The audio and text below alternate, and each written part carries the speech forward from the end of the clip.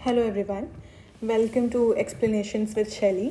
आज का जो हम एडिटोरियल समरी में डिस्कस कर रहे हैं उसके मेन आर्ग्यूमेंट्स पढ़ेंगे वो यूपीएससी के मेंस में जीएस 2 के पेपर में काफ़ी इंपॉर्टेंट है। क्योंकि मैं बता दूं कि जीएस 2 का जो सिलेबस है ये मैंने ऑफिशियल वेबसाइट से लिया हुआ है सिलेबस, और उसमें ही आप देख सकते हैं यहाँ पे डायरेक्टली मेंशन है कि effect of policies and politics of developed and developing countries on India's interest. मतलब इंडिया के इंटरेस्ट में डेवलपिंग और डेवलप्ड कंट्रीज़ जो हैं उनकी पॉलिसीज़ और पॉलिटिक्स दोनों का असर क्या पड़ेगा।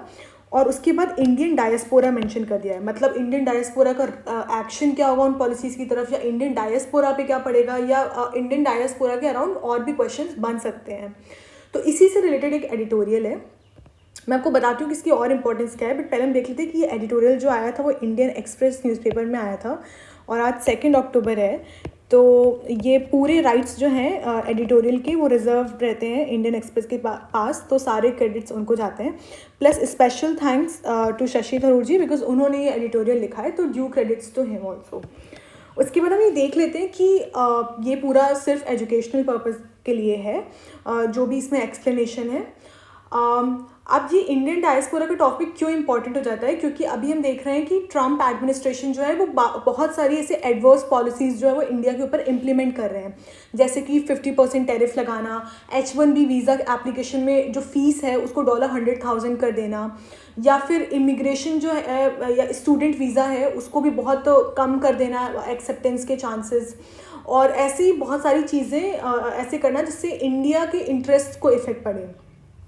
लेकिन क्वेश्चन ये उठता है कि हम सब जानते हैं कि इंडिया का जो डायस्पोरा मतलब क्या होता है, जो इंडिया के लोग जाके अमेरिका में बस गए और वहाँ पे फिर वो जनरेशन्स के लिए बस गए, ठीक है, वहाँ पे काम करके खा रहे हैं और वहीं पे रह रहे हैं वो, तो उसे हम डायस्पोरा बोलते हैं। तो वो जो डायस्पोरा है उन्होंने इंडिया के लिए आवाज़ क्यों नहीं उठाई, बल्कि वो अमेरिका की जीडीपी में इतना कंट्रीब्यूशन कर रहे हैं, अमेरिका को टेक्नोलॉजिकली इतना कंट्रीब्यूशन दे रहे हैं, तो उन्होंने इंडिया की आवाज़ क्यों नहीं उठाई, स्पेशली जब इतनी फॉर्च्यून 500 कंपनीज जो कि इतनी बड़ी बड़ी कंपनीज है, जैसे कि गूगल को इस समय एक इंडियन ही हेड कर रहे हैं, या फिर माइक्रोसॉफ्ट को इंडियन सीईओ हैं। ऐसी बहुत सारी कंपनीज हैं जिनको इंडिया के इंडियन ओरिजिन के लोग या इंडियन डायस्पोरा को रिप्रेजेंट करने वाले लोग हेड कर रहे हैं, तो उनमें से कोई भी इंडिया के लिए आवाज़ क्यों नहीं उठा रहा है, और उनको उठानी चाहिए। तो क्या रीजंस हैं वो क्यों नहीं उठा रहे हैं, उसका इफेक्ट क्या पड़ रहा है, उसके क्या सोल्यूशंस हो सकते हैं, और अगर उन्होंने अभी भी आवाज़ नहीं उठाई तो वो जो कम्युनिटी है उसको इंडिया को किस तरीके से देखना चाहिए, या किस तरीके से उनकी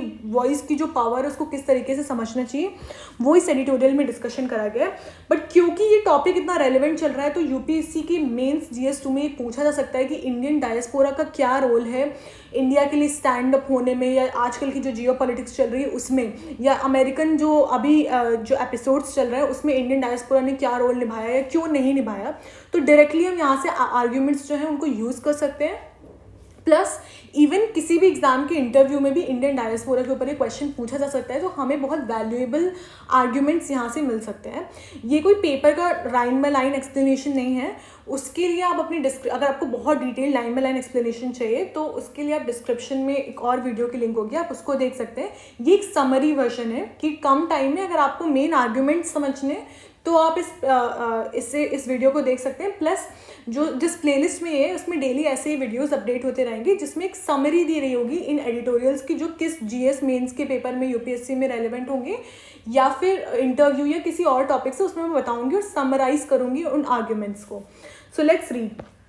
तो इसका कॉन्टेक्स्ट जो है वो ये है कि इंडियन अमेरिकन जो कम्युनिटी है उनका जो रिएक्शन है मोस्टली वो साइलेंट रहा है on the whole Trump administration adverse treatment to India.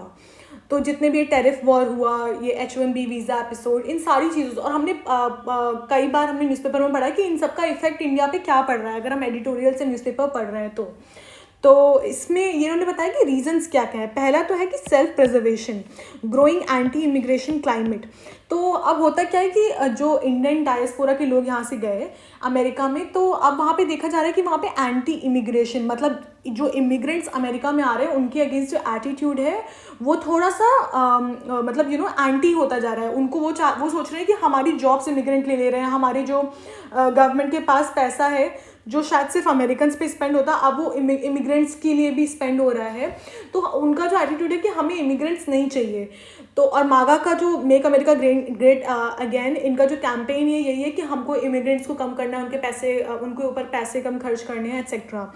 तो अब जो ये जो मतलब लोग हैं अमेरिका इंडिया से गए हैं और वहाँ पे बस गए हैं या वहाँ कमा खा रहे हैं, उनको लगता है कि अगर हम इंडिया का साइड लेंगे तो शायद जो रेडार है ट्रम्प एडमिनिस्ट्रेशन का वहाँ के लोगों का, वो उनके अगेंस्ट भी आ जाए। तो वो अगर अच्छे से अब वहाँ पे रह रहे हैं तो उनको अपने खुद को प्रेजर्व करने के लिए इंडिया के लिए ज़्यादा वॉइस नहीं उठानी चाहिए। जिस तरीके का पॉलिटिकल माहौल चल रहा है उसमें उन्हें बस अपना कमाना खाना चाहिए और ज़्यादा पॉलिटिक्स में इन्वॉल्व नहीं होना चाहिए, ताकि उनको अमेरिका से ना निकाल दिया जाए, उनकी जॉब पे खतरा ना आ जाए। सो एक थोड़ा सेल्फ प्रिजर्वेशन एटीट्यूड है बिकॉज ऑफ जो माहौल चल रहा है एंटी इमिग्रेशन का अमेरिका में एंड इवन वर्ल्ड वाइड, मतलब यूरोप में भी आप देख सकते हैं। तो इसलिए तो पहला तो कि वो सेल्फ प्रिजर्वेशन के कारण नहीं बोल रहे हैं। दूसरा सेकंड जनरेशन इफेक्ट। अब जो मोस्टली मतलब आप देख सकते हैं कि बहुत सारे लोग इंडिया डायस्पोरा जो कॉन्स्टिट्यूट कर रहे हैं वहाँ पे, वो हमारे 70s 80s में गए थे इंडिया से। अब उनके बच्चे हो चुके हैं, उनके बच्चों के भी बच्चे हो चुके हैं, तो सेकेंड और थर्ड जनरेशन आ चुकी है वहाँ पे। तो दिक्कत क्या है कि जैसे जो लोग इंडिया से डायरेक्टली वहाँ पे गए उनको इंडिया से ज़्यादा अटैचमेंट है, उनके ज़्यादा रूट्स हैं। लेकिन अब जब उनके बच्चे वहाँ पे सेकंड जनरेशन में हुए तो वो सिमिलर हैं जो अमेरिकन्स हैं उनके बच्चे वहाँ पे।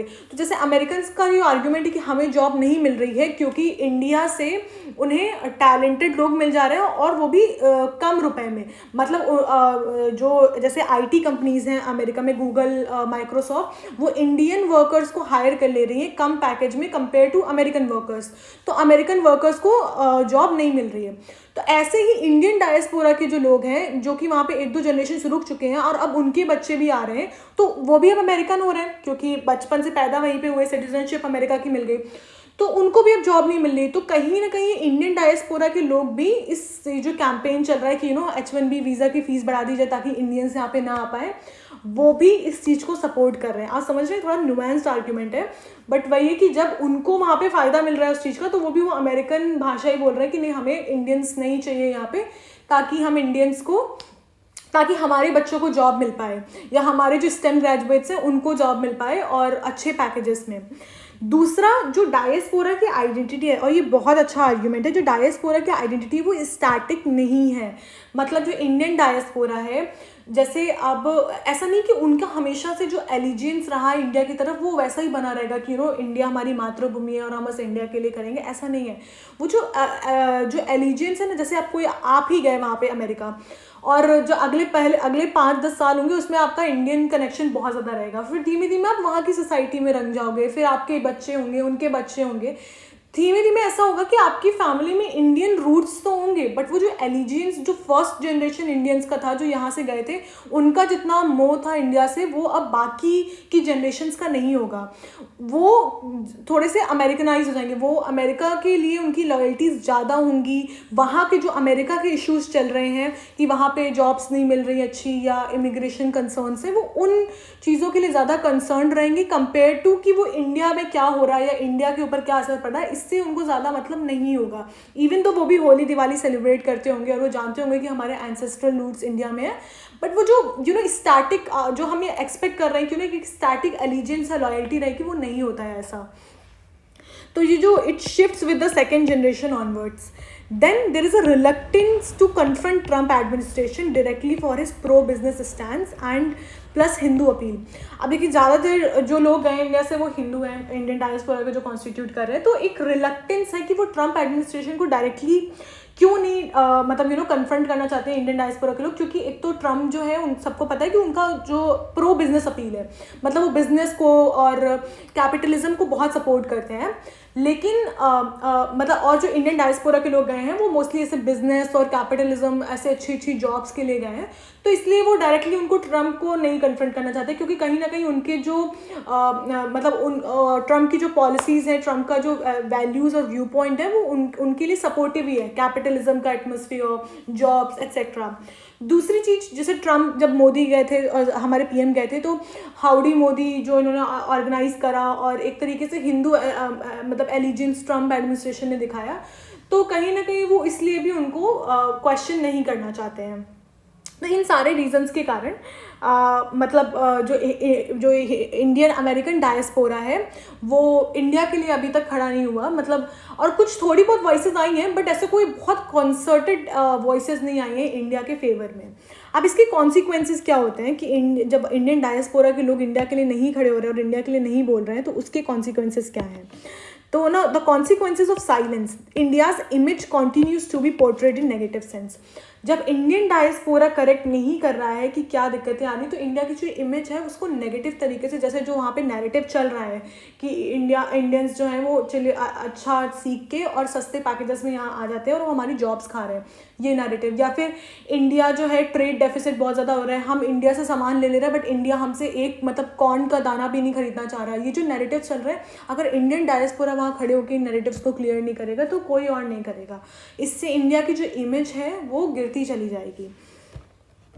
बट फिर ये बोल रहे हैं इन्होंने, मतलब अपने एडिटोरियल में लिखा कि जो साइलेंस है ये यूनिवर्सल नहीं है। बहुत सारे लोग जो हैं हमारी कम्युनिटी से उन्होंने बोला भी है फेवर में, लेकिन ये बहुत फ्रैगमेंटेड वॉइस है और फ्रैगमेंटेड वॉइस ना कभी भी काउंट नहीं होती बिकॉज वो इंडिविजुअल मान ली जाती है। अगर आप अकेले अकेले होकर कुछ लोग बोल दिए तो वो इंडिविजुअल, लेकिन अगर एक इंडियन डायस्पोरा जो है उसका कोई फोरम होगा, वो एक आवाज़ लिखेंगे, वो लेटर्स लिखेंगे, वो कांग्रेस को इन्फ्लुएंस करेंगे अपने वोट से, अपने मनी पावर से, तो शायद वो आवाज़ सुनी जाएगी। लेकिन एक अकेले की कहीं भी आवाज़ नहीं सुनी जाती। जैसे निकी हेली हैं और बहुत सारे और लोग हैं जिन्होंने बोला है कि ये टैरिफ मेजर्स हैं ये सही नहीं है, या H1B की वीज़ा की फ़ीस बढ़ाना सही नहीं है। और मतलब आयरनी तो ये है कि जो एलॉन मस्क है उन्होंने बोला था कि he will go to war, मतलब वो वॉर तक लड़ जाएंगे इसके लिए अगर H1B वीज़ा की फ़ीस जो है वो कम नहीं करेगी, क्योंकि उनकी कंपनी को तो डायरेक्टली बेनिफिट मिल रहा था ये H1B वीज़ा से। वो सस्ते और टैलेंटेड वर्कर, मतलब सस्ते पैकेज में, कम पैकेज में टैलेंटेड वर्कर्स को H1B वीज़ा से हायर कर रहे थे, लेकिन अब वो नहीं कर पाएंगे तो इसलिए उन्होंने बोला था। लेकिन इंडियन डायस्पोरा ने ऐसी कोई भी आवाज़ नहीं उठाई। तो ये थोड़ी आयरॉनिकल बात है लेकिन गौर करने वाली है। इन कॉन्ट्रास्ट अगर आप देखें तो जो बाकी कम्युनिटीज़ हैं, वो चाहे पारसी कम्युनिटी हो, जूइश कम्युनिटी हो, उनका जो मोबिलाइजेशन है वो बहुत अच्छा है। लेकिन इंडियन कम्युनिटी का ऐसा कोई मोबिलाइजेशन नहीं दिख रहा है, बल्कि इंडियन कम्युनिटी जो है वो कास्ट, क्लास और रिलीजन के डिवाइड में अमेरिका में भी जाके बढ़ गई है। मतलब वहाँ पे भी इंडियन डायस्पोरा के अंदर भी बहुत सारे सब ग्रुप्स हैं कि आप साउथ इंडियन मतलब इंडिया से भी, आप साउथ इंडिया से हैं तो वो अलग ग्रुप्स चल रहे हैं, नॉर्थ इंडिया से तो अलग ग्रुप्स, पंजाबियों के अलग ग्रुप्स चल रहे हैं, हिंदू के अलग और मुस्लिम्स के अलग, इवन कास्ट बेसिस पे भी ग्रुप्स अलग चल रहे हैं वहाँ इंडियन डायस्पोरा में। तो वो मोबिलाइजेशन नहीं है, वो कलेक्टिवाइजेशन नहीं है जिससे उनकी वॉइस सुनी जाए। देन इससे क्या होता है, एक क्वेश्चन निकल के आता है कि what does it means to be a part of diaspora. मतलब क्या डायस्पोरा का मतलब क्या होता है। अगर आप ये बोल रहे हैं कि नहीं हम इंडियन डायस्पोरा के पार्ट है, तो क्या इसका मतलब सिर्फ ये होता है कि सर आप नॉस्टैल्जिक होते रहते हैं इंडिया के लिए, आप बॉलीवुड की कभी कभी बातें कर देती हैं और आप बिरयानी को मिस करते हैं। इसका मतलब क्या सिर्फ इतना ही होता है कि आप इंडियन डायस्पोरा के हैं? नहीं, इसका मतलब और क्या होता है कि शायद आपके ऊपर एक पॉलिटिकल रिस्पॉन्सिबिलिटी है to speak for your country. आप जिस कंट्री से आए हैं, जिस डायस्पोरा का आप खुद को पार्ट क्लेम कर रहे हैं, तो कभी जब ऐसा समय आए कि वो उस कंट्री को आपकी आवाज़ की ज़रूरत है, तो शायद आप बोलेंगे उस कंट्री के लिए, उस कंट्री को प्रोटेक्ट करने के लिए, उस कंट्री के इंटरेस्ट को प्रोटेक्ट करने के लिए बोलेंगे। ऐसा नहीं कह रहा है कोई कि आप अमेरिका के अगेंस्ट चले जाएं, लेकिन आप इंडिया की इमेज को प्रोटेक्ट कर सकते हैं, इंडिया के साथ खड़े हो सकते हैं ऐसे टफ टाइम पे। तो अब इसका सोल्यूशन क्या है? सोल्यूशन ये है कि जो इंडियन अमेरिकन कम्युनिटी है, it should come together strategically. बहुत स्ट्रैटेजिक तरीके से इंडिया के लिए उनको बोलना चाहिए, प्रिंसिपल सॉलिडारिटी दिखानी चाहिए कि हम एक पर्टिकुलर प्रिंसिपल के लिए खड़े हैं एक साथ, और इस वॉइस में बोलना चाहिए कि वो अमेरिका के साथ रेजोनेट करे। ऐसे नहीं बोलना चाहिए कि हम दिल्ली के लिए खड़े हैं, नहीं, उनको ये बताना है कि हम खड़े अमेरिका के साथ ही हैं, लेकिन आप देखिए अगर आप अमेरिका इंडियंस का साथ नहीं दे रहे हो तो इंडिया को ही कितना नुकसान हो जाएगा। इसी को स्ट्रैटेजिक तरीके से बोलते हैं। अगर वो डायरेक्टली ये बोलेंगे कि नहीं आप न्यू दिल्ली के साथ हम खड़े हैं और न्यू दिल्ली को प्रोटेक्शन मिलनी चाहिए, उनके इंटरेस्ट सेव होने चाहिए, तो अमेरिकन भी बोलेंगे कि आप किसके साइड हैं, आप हमारे यहाँ रह रहे हैं, हमसे रुपए ले रहे हैं और आप पूरा न्यू दिल्ली के लिए बोल रहे हैं। इसलिए वहाँ रह के इंडिया के इंटरेस्ट कैसे प्रोटेक्ट करना है उनकी आवाज़ में बोलिए, ताकि वो समझ पाए कि कैसे उनके इंटरेस्ट प्रोटेक्ट होंगे अगर वो इंडिया की बात सुनेंगे या इंडिया से दोस्ती रखेंगे, इंडिया पे टैरिफ नहीं लगाएंगे। इसी के लिए बोल रहे हैं कि वो प्रिंसिपल सॉलिडारिटी रखिए, प्लस बहुत स्ट्रैटेजिकली मतलब आप ये इंडिया की आवाज़ उठाइए।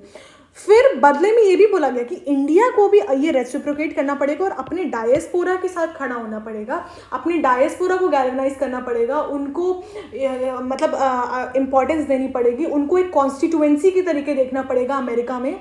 और जैसे हम अक्सर ऐसा होता है कि हम बहुत सारे लोगों पे पैसे बर्बाद कर रहे होते हैं जो एडमिनिस्ट्रेशन चल रहा है अमेरिका में कि वो हमारी बात रखेंगे, लेकिन वो तो कुछ भी नहीं कर पा रहे हैं। शायद हम इतना पैसा, इतना रिप्रेजेंटेशन, इतना सपोर्ट अगर हम इंडियन डायस्पोरा को दे दें तो शायद वो एक हमारी इंडियन कॉन्स्टिट्यूएंसी बन के अमेरिका में हमारी आवाज़ रख पाए। तो ये एक रेसिप्रोकल बिहेवियर, इंडियन डायस्पोरा को इंडिया के साथ खड़ा होना पड़ेगा और इंडिया को इंडियन डायस्पोरा के लिए खड़ा होना पड़ेगा पूरी दुनिया में और अमेरिका में भी। एट लास्ट अब ये बोले कि लास्ट में हमें याद रखना चाहिए कि किसी कम्युनिटी, चाहे वो इंडियन डायस्पोरा हो, चाइनीज़ डायस्पोरा हो, उस कम्युनिटी की वॉइस उसकी वेल्थ से नहीं पता चलती, क्योंकि जो इंडियन अमेरिकन जो है कम्युनिटी वो अमेरिका में बहुत अमीर मानी जाती है। मतलब उनकी मीडियम इनकम जो है डायस्पोरा कम्युनिटीज़ में काफ़ी ज़्यादा है, प्लस बहुत अच्छी अच्छी पोस्ट में इंडियंस हैं, डॉक्टर्स हैं, बहुत बड़ी बड़ी कंपनीज़ के सीईओज है। सत्या नडेला की बात आप देख लीजिए, सुंदर पिचाई को देख लीजिए। तो वो यही बोल रहे हैं कि ऐसा नहीं कि कितनी वेल्थ है हमको उससे उस कम्युनिटी की पावर पता चलती है या वॉइस पता चलती है या फिर कौन से बड़े बड़े टाइटल्स हैं उस कम्युनिटी के लोगों के पास, बट हमें उस कम्युनिटी की पावर किस बात से पता चलती है कि उनकी वॉइस कैसी है या किसके लिए वो खड़े हो रहे हैं, कि क्या वो अपनी मदरलैंड के लिए खड़े हो रहे हैं, क्या वो अपनी पावर, वेल्थ, अपना इन्फ्लुएंस अपनी मदरलैंड के लिए खड़े होने के लिए प्रोटेक्ट कर रहे हैं। तब हम बोलेंगे कि नहीं, हाँ, उस कम्युनिटी के पास वहाँ पे पावर है और एक वॉइस है। अदरवाइज पैसा और टाइटल्स से कुछ नहीं होता, ऐसा इन्होंने आर्ग्यू करा है। And this is a very good editorial I would say, और इससे काफ़ी अच्छे पॉइंट्स हैं जो हम अपने एसेज, इंटरव्यू और अपने GS2 के मेंस के पेपर में या कि कोई और भी कॉम्पिटिटिव एग्ज़ाम हो जिसमें इंटरनेशनल रिलेशंस के अंदर इंडियन डायस्पोरा की बात आ रही हो या पॉलिटिक्स एंड पॉलिसीज़ जो इंडियन इंटरेस्ट और इंडियन डायस्पोरा को अफेक्ट कर रही हो, उसमें हम बहुत अच्छी तरीके से इन पॉइंट्स को यूज़ कर सकते हैं। आई होप आपको अच्छा लगा हो। अगर आपको अच्छा लगा हो तो प्लीज़ आप कमेंट करके ज़रूर बताइएगा और दूसरे अपने फ्रेंड्स से भी शेयर करिएगा और लाइक भी करिएगा। Thank you so much.